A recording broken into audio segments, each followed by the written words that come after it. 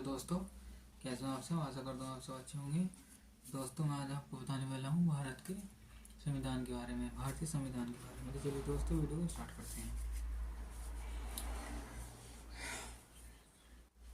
भारतीय संविधान के विकास का शासित इतिहास 1757 ईस्वी की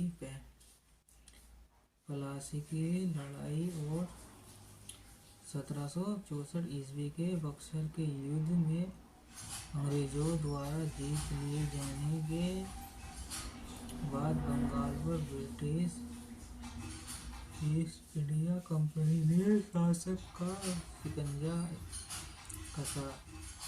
इसी शासक को अपने अनुकूल बनाए रखने के लिए अंग्रेजों ने समय समय पर कई एक्ट पारित किए जो भारतीय संविधान के विकास की सीढ़ियाँ बनी। ये निम्न है। 773 का रेगुलेटिव एक्ट। इस अधिनियम का अधिक सर्वाधिक महत्व है। जैसे भारत में ईस्ट इंडिया कंपनी के करों को नियमित और नियंत्रित करने में दिशा में ब्रिटिश सरकार द्वारा उठाया गया है। यह पहला कदम था, अर्थात कंपनी के शासक पर संसदीय नियंत्रण स्थापित किया गया है। विशेषताएं।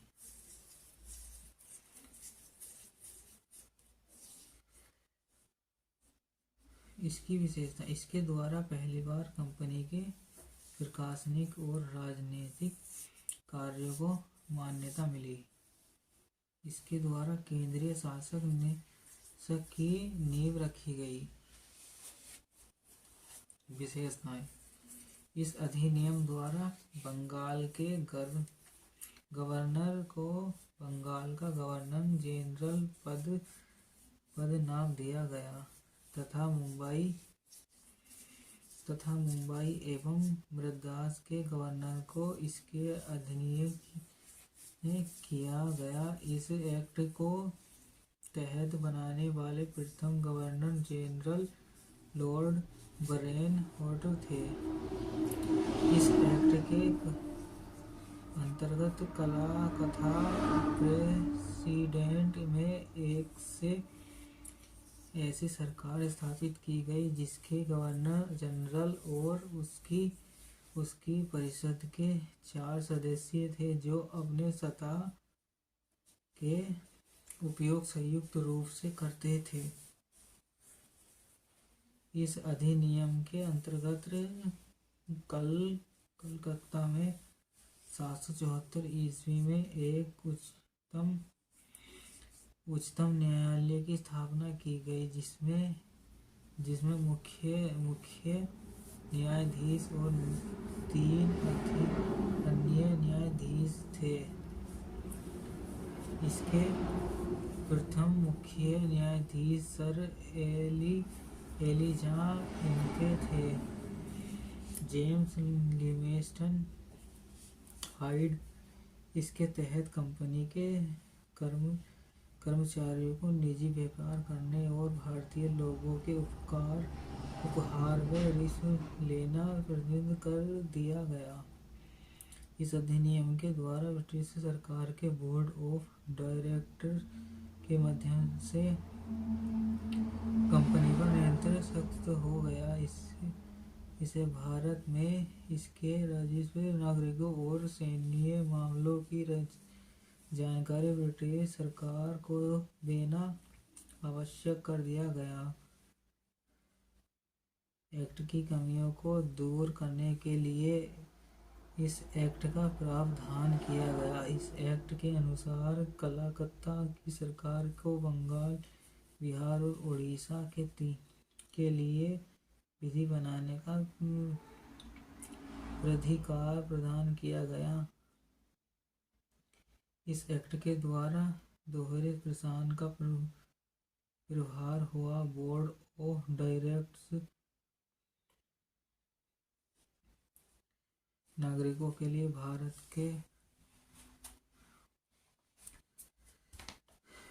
के साथ व्यापार खोल दिया गया।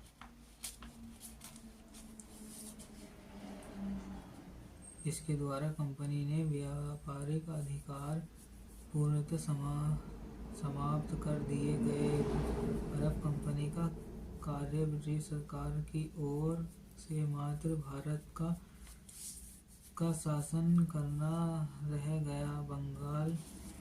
बंगाल के गवर्नर जनरल को भारत का गवर्नर जनरल कहा जाने लगा तथा मद्रास की परिषदों की विधि निर्माण शक्तियों को वापस ले लिया गया। विधि सदस्य के रूप में चौथे सदस्य को शामिल किया गया। भारत में दास प्रथा विधि विरुद्ध घोषित कर दिया गया तथा 1843 ईस्वी में उसका शाही उपाधि अधिनियम 1876 ईस्वी अधिनियम द्वारा गवर्नर जनरल की केंद्रीय कार्यकारिणियों में छठे सदस्य की नियुक्ति कर उन्हें लोक निर्माण विभाग का कार्य सौंपा गया। 28 अप्रैल 1876 ईस्वी को एक घोषणा द्वारा महारानी विक्टोरिया को भारत की सामग्री घोषित किया गया। गवर्नर जनरल की कार्यवाही परिषद का विस्तार किया गया। विभागीय प्रणाली का प्रारंभ हुआ। गवर्नर जनरल को पहली बार अध्यादेश जारी करने की शक्ति प्रदान की गई। ऐसे अध्यादेशों की अवधि मात्र 6 महीने होती थी। गवर्नर जनरल को बंगाल, उत्तर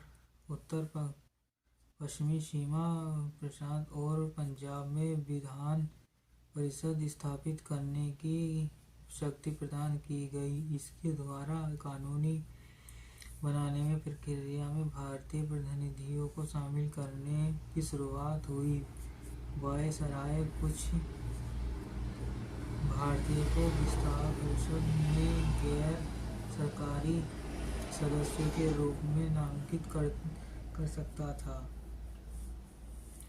इस अधिनियम द्वारा यह उपबंध किया गया कि ईस्ट इंडिया कंपनी को किसी भी समय भंग किया जा सकता है। 1 जनवरी 1884 ईस्वी को ईस्ट इंडिया कंपनी को औपचारिक रूप से भंग कर दिया गया था।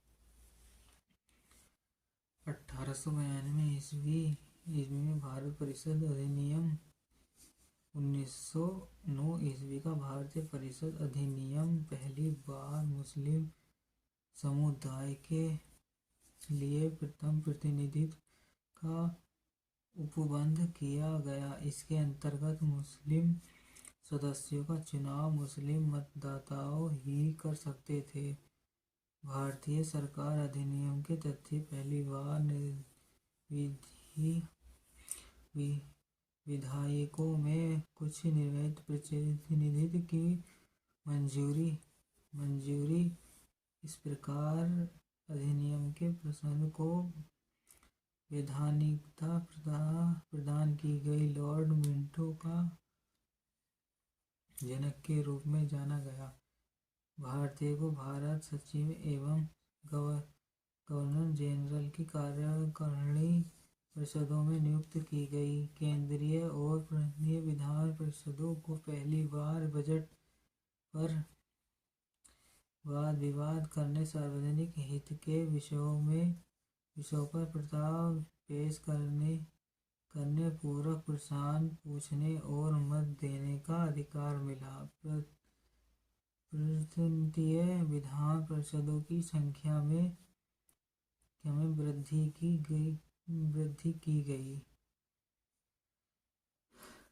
सत्येंद्र प्रसाद सिन्हा वायसराय की कार्यपालिका परिषद के प्रथम भारतीय सदस्य बने। उन्हें विधि सदस्य बनाया गया। इस अधिनियम के तहत प्रेसिडेंटो चेयर्स ऑफ कॉमर्स विश्वविद्यालयों और जमींदारों के लिए अलग प्रतिनिधित्व का प्रावधान किया गया।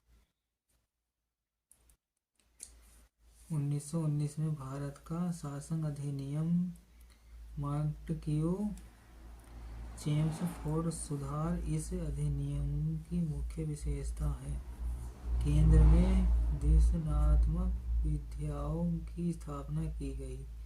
प्रथम राज्य परिषद तथा दूसरी केंद्रीय विधानसभा राज्य परिषद के सदस्यों की संख्या 1860 से थी, जिसमें 1400 निर्वाचित होते थे और उनका कार्यकाल 5 वर्षों का होता था। केंद्रीय विधानसभा के सदस्यों की संख्या 144 थी, जिसमें 104 निर्वाचित तथा 40 मनोनीत होते थे। इनका कार्यकाल 3 वर्षों तथा का था। दोनों सदनों के अधिकार समान थे। इनके सिर्फ एक अंतर था कि बजट पर स्वीकृति प्रदान करने का अधिकार निचले सदन को था। प्रत्येक में वेद शासक प्रणाली का प्रवर्तन किया गया। इस योजना के अनुसार इतने विषयों को 2 उपग्रहों में विभाजित किया गया।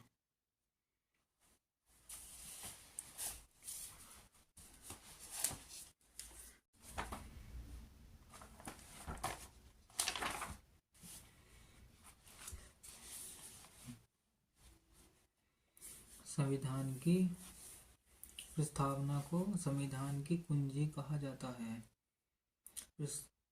प्रस्तावना संविधान का आरंभिक अंक होते हुए भी कानूनी तौर पर उसका भाग नहीं माना जाता।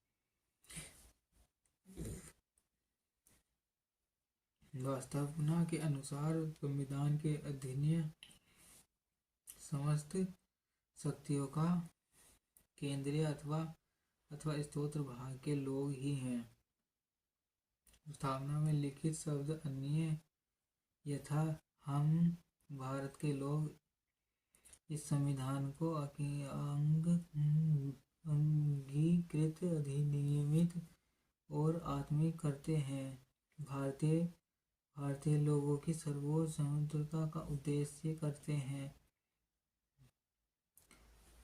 प्रस्तावना को न्यायालय में परिवर्तित नहीं किया जा सकता। यह निर्णय यूनियन ऑफ इंडिया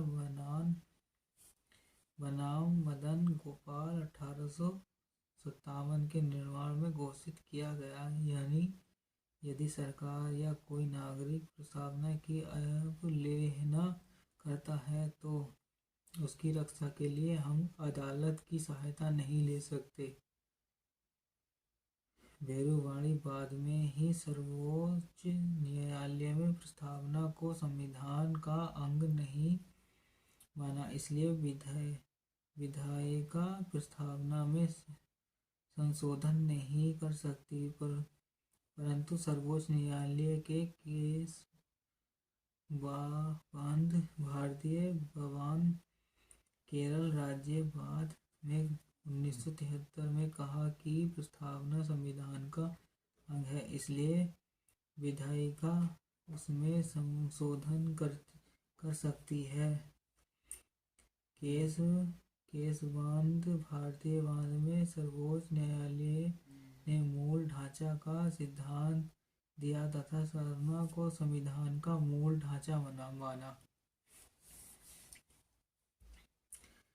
संसद संविधान की मूल ढांचा में नकारात्मक संशोधन नहीं कर सकती। स्पष्ट संघ वैसा संशोधन कर सकती है जिससे मूल ढांचा का विस्तार व मजबूतीकरण होता है। 42वें संविधान संशोधन अधिनियम 1976 ईस्वी के द्वारा इसमें समाजवादी, पथनिरपेक्ष और राष्ट्रीय की अखंडता शब्द जोड़े गए। भारत के संविधान की प्रस्तावना में तीन प्रकार का न्याय, आर्थिक एवं राजनीतिक, 5 प्रकार की